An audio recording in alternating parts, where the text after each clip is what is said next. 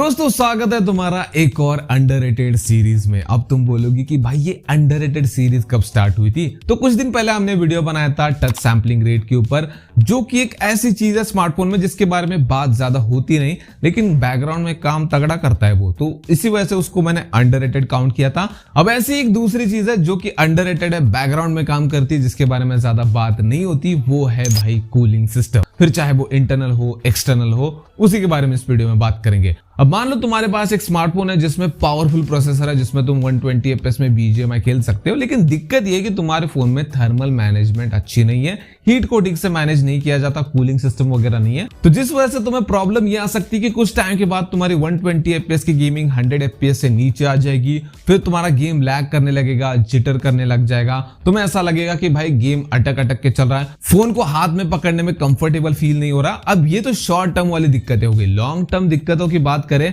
तो भाई तुम्हारी बैटरी खराब हो सकती है, फोन की बैटरी खराब हो सकती है, और मदरबोर्ड भी डेड हो सकता है, जिसकी वजह से तुम्हें इतना खर्चा आएगा कि जिसमें तुम अच्छा खासा एंड्रॉइड स्मार्टफोन खरीद सकते हो। इसके अलावा फोन का कैमरा भी खराब हो सकता है, और यूजर एक्सपीरियंस तो खराब होता ही है भाई, दिमाग खराब हो जाता है जब फोन ज्यादा हीट होता है। तो इन्हीं सारी प्रॉब्लम के ऊपर सॉल्यूशन बनकर आता है कूलिंग सिस्टम, जिसके बारे में इस वीडियो में हम बात करेंगे। अब अगर हम इंटरनल कूलिंग सिस्टम की बात करें जो ब्रांड्स हमें देता है, जैसे कि वेपर कूलिंग सिस्टम हो गया या फिर लिक्विड कूलिंग सिस्टम हो गया, और एक्सटर्नल कूलिंग की बात करें तो कूलिंग फैन जो फोन के बैक साइड में लगाते हैं, जिसके बारे में तुम जानते होगे। अब इसको ना थोड़ा सा डिटेल में जानते हैं। अब तुम्हारे फोन में जैसे कि मैंने इंट्रो में कहा था कि एक पावरफुल प्रोसेसर है। अब पावरफुल प्रोसेसर है तो भाई वो हीट जनरेट करेगा, डेफिनेटली करेगा। अब जो हीट जनरेट हो रही है उसको मैनेज भी करना है भाई, उसको बाहर निकालना है, जिसकी वजह से प्रोसेसर की परफॉर्मेंस ड्रॉप ना हो। अगर थर्मल मैनेजमेंट ठीक नहीं है और प्रोसेसर जो है वो हीट जनरेट कर रहा है, तो फोन देखता है कि भाई ये हीट जनरेट कर रहा है, इसको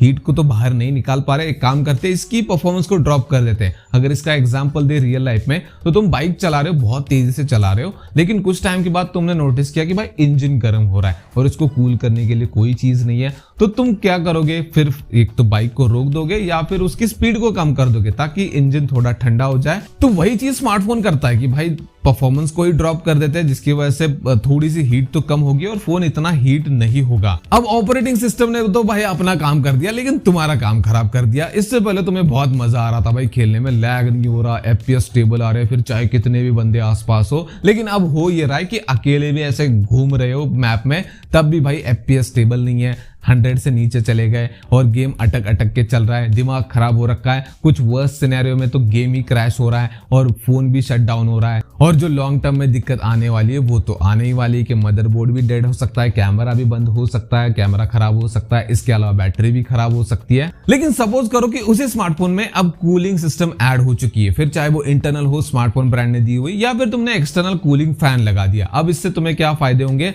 जो तुम्हारी 120 FPS की स्टेबल गेमिंग चल रही थी वो चलती रहेगी काफी लंबे टाइम तक। उसी के साथ साथ अब फोन ओवरहीट नहीं हो रहा, तो मदरबोर्ड के ऊपर जो लोड आ रहा था वो भी कम हो गया, जिसकी वजह से मदरबोर्ड डेड होने के चांसेस भी बहुत कम हो गए और कैमरा डेड होने के भी चांसेस ना के बराबर हो गए। उसके अलावा बैटरी को हीटिंग से भाई प्रॉब्लम होती है, जहां पे हीट है वहां पर बैटरी कैपेसिटी कम होगी और ओवरहीट नहीं हो रहा, तो बैटरी हेल्थ के ऊपर भी बड़ा इंपैक्ट नहीं आएगा, धीरे धीरे बैटरी हेल्थ कम होगी, जिसकी वजह से तुम्हें फ्यूचर में जल्दी बैटरी चेंज करने की जरूरत नहीं पड़ेगी। और इसी के साथ साथ तुम्हारा यूजर एक्सपीरियंस भी खराब नहीं होगा। और सोने पे सुहागा तब हो जाता है जब तुम्हारे फोन में मेटल फ्रेम्स होते हैं और ग्लास बैक होता है, तो फोन ओवरहीट के टाइम पे और ज्यादा गर्म लगता है। लेकिन अब तुम्हारे फोन में कूलिंग सिस्टम है, जिसकी वजह से फोन गर्म नहीं हो रहा, तो यूजर एक्सपीरियंस भी खराब नहीं होता। तो है ना ये भी कमाल की चीज, लेकिन इतनी भी कमाल की नहीं कि जिसको भाई हम एकदम सर पे चढ़ा के रखें, क्योंकि कभी कभी ऐसे केसेस भी आते हैं जहां पर प्रोसेसर ही टट्टी होते हैं, मतलब पावरफुल होते हैं, लेकिन एट द सेम टाइम बहुत ज्यादा हीट जनरेट करते हैं,